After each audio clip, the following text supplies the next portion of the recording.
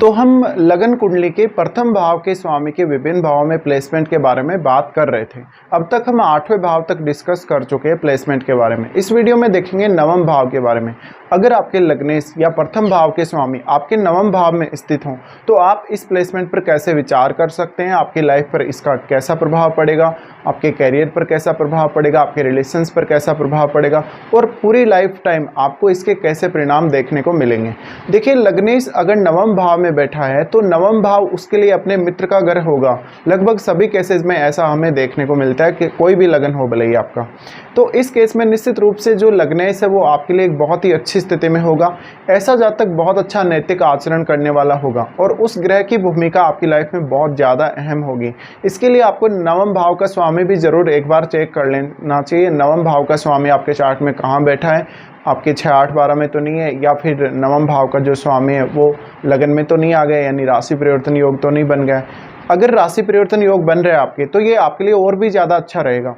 अब देखिए, आपका लग्नेश अगर नवम भाव में चला गया तो आपको अपने जन्म स्थल से दूर रहना, दूर सेटल होना, इवन विदेश यात्रा या विदेश में सेटल होना भी हो सकता है।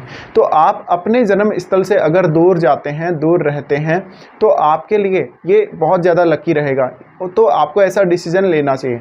ऐसी कंडीशन में आप बहुत अच्छे एजुकेटेड व्यक्ति हो सकते हैं, विद्वान व्यक्ति हो सकते हैं, कोई बहुत बड़े आध्यात्मिक या आप कोई धार्मिक व्यक्ति हो सकते हैं, आप बहुत ज़्यादा नेम फेम पाए हुए हो सकते हैं।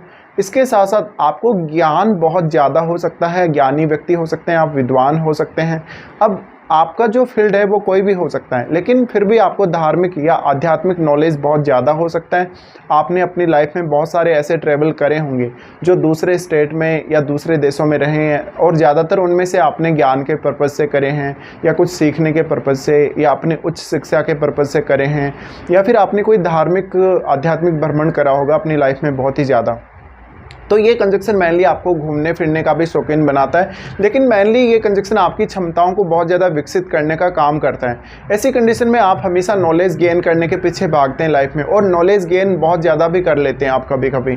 तो आप एक बहुत ही बड़े विद्वान व्यक्ति के रूप में जाने पहचाने जा सकते हैं। इस केस में आपको हमेशा लाइफ में लक सपोर्ट करेगा ज़्यादा से ज़्यादा, और आप मेहनती भी बहुत ज़्यादा होंगे। यहाँ से अब देखिए, जो आपका लगन का स्वामी जो आपके नवम भाव में गया है वो आपके तीसरे भाव को एस्पेक्ट करेगा। तीसरे भाव को एस्पेक्ट करने की वजह से आपकी वो क्षमताओं को बढ़ाता है, आपके कम्युनिकेशन को बढ़ाता है, आपकी कहीं ना कहीं जो स्किल है उनके ऊपर आपको फोकस करने के लिए मजबूर करता है। तो आपकी एबिलिटी बढ़ती है, आपकी कार्य क्षमता बढ़ती है, एबिलिटी बढ़ती है, सोचने समझने की क्षमता बढ़ती है, आपको काम करने के लिए वो हमेशा एक्टिव रखेगा। इसके साथ साथ आपके कम्युनिकेशन को वो बहुत ज़्यादा मजबूत बनाता है। तो आपने जो कुछ भी जीवन में अनुभव किया है, जो कुछ भी सीखा है, जो कुछ भी समझा है, उसको आप दूसरों के साथ हमेशा शेयर करना भी पसंद करेंगे।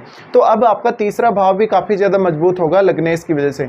अब लगन का संबंध कुछ इस प्रकार से अगर थर्ड हाउस से बन रहा है तो आपकी लाइफ में बहुत सारे छोटी यात्राएं भी हो सकती हैं जिनसे आपको काफ़ी ज़्यादा फायदा होगा। इसके अलावा आप एक बहुत ही अच्छे कम्युनिकेटर हो सकते हैं, यानी आपकी स्किल्स बहुत सारी आप में हो सकती हैं जिनको आपको पहचानना जरूर रहेगा। इसके साथ साथ आपके लगन के स्वामी किस अन्य भाव के भी स्वामी आपके चार्ट में, वो भी आपको एक बार चेक कर लेना चाहिए। अब देखिए, यहाँ पे जो आपके रोल है, जो प्लैनेट यानी आपका जो लग्नेश है उसका रोल बहुत ज़्यादा अहम होने वाला है। तो प्लैनेट आपको देखना पड़ेगा कि वो कौन सा ग्रह है। अगर बृहस्पति जैसा ग्रह है, अगर बुध जैसा ग्रह है, तो वो ज़्यादातर आपको ज्ञान की तरफ लेकर जाएगा या अध्यात्म की तरफ लेकर जाएगा, या जहाँ पर आप कोई ना कोई सूचना ग्रहण करेंगे या कोई ना कोई ज्ञान ग्रहण करेंगे। अगर वो किसी और प्रकार का ग्रह है, जैसे सूर्य जैसा ग्रह है या फिर शुक्र जैसा ग्रह है, तो वो आपको कार्य क्षमता बहुत ज़्यादा देगा, क्रिएटिविटी बहुत ज़्यादा देगा, किसी भी काम को मैनेज करने की क्षमता बहुत ज़्यादा देगा। इसके साथ साथ आपको उनकी जो अन्य दृष्टियां उनके बारे में भी विचार कर लेना चाहिए।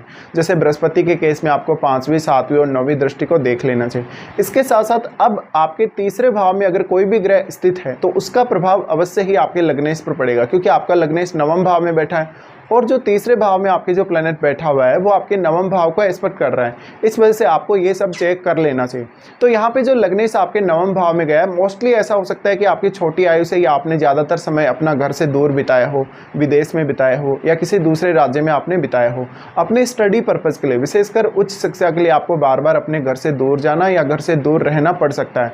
तो ऐसी कंडीशन में आप ज़्यादा से ज़्यादा नॉलेज गेन करने पर फोकस करें, आप अपनी क्षमताओं को बढ़ाने पर फोकस करें।